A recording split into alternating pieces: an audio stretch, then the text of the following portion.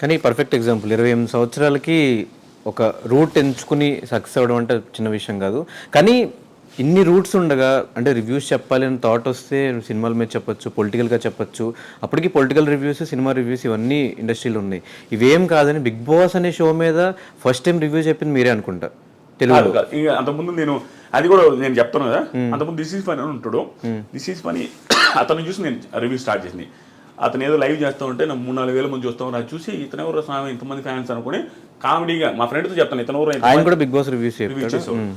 మా ఫ్రెండ్తో అన్న ఇతను వీడియోలు ఏందని ఇంతమంది చూస్తున్నాయంటే మామూలుగా అంటగా వాడేందన్న చేసేదే మనం చేయలేమా, వాడు బిల్డప్కి మావాడు నువ్వు కూడా చేయన్నా అని చెప్పి వీడియో పెట్టా చేసిన అది సక్సెస్ అయింది. ఆ నుంచి వచ్చింది. నేను చెప్పింది అదే బ్రో, విషయం కాదు, తెలియకుండా నీకు ఒకటి వస్తుంది ఆ టైము.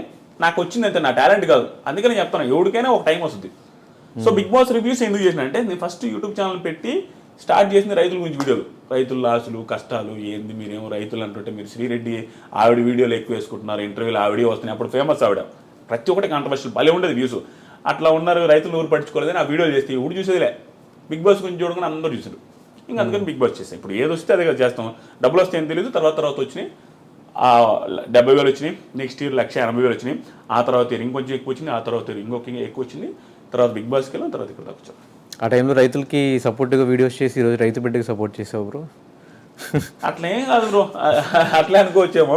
కానీ రైతు బిడ్డకి సపోర్ట్ అంటే బ్రో ఒక్కటి చెప్తా, రైతు బిడ్డ అయినా ఇంకొకరి బిడ్డ అయినా డాక్టర్ అయినా ఎవరైనా ఆడితేనే సపోర్ట్ చేస్తారు జనాలు తంగలు కాదు, ఖచ్చితంగా ఆట ఏదో పాయింట్లో నచ్చితేనే సపోర్ట్ చేస్తారు.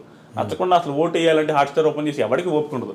నేను మాత్రం నాకు అనిపించిందే చెప్తా, నాకు అనిపించినట్టు నాకు నిజంగా జెన్యూన్గా ప్రశాంత్ నాలాగే నాకేమనిపించింది అంటే ఒక నార్మల్ పర్సన్ నుండి వెళ్ళి అక్కడ ఆడడం చాలా కష్టం బ్రో. నువ్వు కూడా ఫ్యూచర్లో ఎప్పుడో వెళ్తామని అనుకుంటున్నా, వెళ్ళినప్పుడు చూస్తావు చాలా భయంకరమైన టఫ్ సిచ్యువేషన్స్ వస్తాయి అక్కడ. తెలియకుండా ఈజీగా అనిపిస్తుంది, అమ్మాయి ఏంద్రా ఫుడ్ ఉండదు, నిద్ర ఉండదు, ఆడల ముందు గుడ్లు మార్చుకోవాలా, ఇవన్నీ చాలా ఇబ్బంది. ఏంది బ్రో పొల్లు దొంగకుంటుంది ఆడల ముందు, ఎంత గలీజ్గా ఉంటుంది. అమ్మాయిలు అందరూ అందంగా ఉండే వాళ్ళు ఉంటారు, ఈడ వాళ్ళ ముందు పొల్లు దొంగకుంటా ఉండాలి.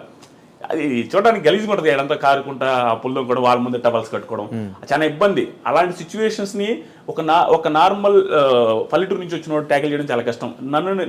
నన్ను ప్రశాంత్లో చూసుకున్నాను, ప్రశాంత్ కూడా అదే సిచ్యువేషన్ ఉన్నది, చాలా ఇన్ఫీరియారిటీ ఉంటుంది, తెలియకుండా వీళ్ళందరూ క్లాస్కి ఉన్నారని. ఆ సిచ్యువేషన్ నుంచి ఏ టాస్క్ బ్రో నువ్వే చెప్పు, జెన్యూన్గా చెప్పు, ప్రశాంత్ ఏ టాస్క్ ఆడలేదు చెప్పు, ఆడలేదా? టాస్క్లు ఆడాడు. తర్వాత ఏదో ఒక రకంగా తెలియకుండా ఇంప్రెసివ్ అనిపించలేదు. ఏదో టైంలో ఇంత అనుకోలేదే, ఇది ఇంతుందా, పర్లేదు మనం అనుకున్న దానికంటే ప్రతి ఒక్కరూ సర్ప్రైజ్ ఫీల్ అయి ఉంటారు. ప్రశాంత్ ఏదో ఒక టైంలో సర్ప్రైజ్ ఫీల్ ఉంటారు. మరి ఇంకంతకంటే ఏం కావాలి బ్రో?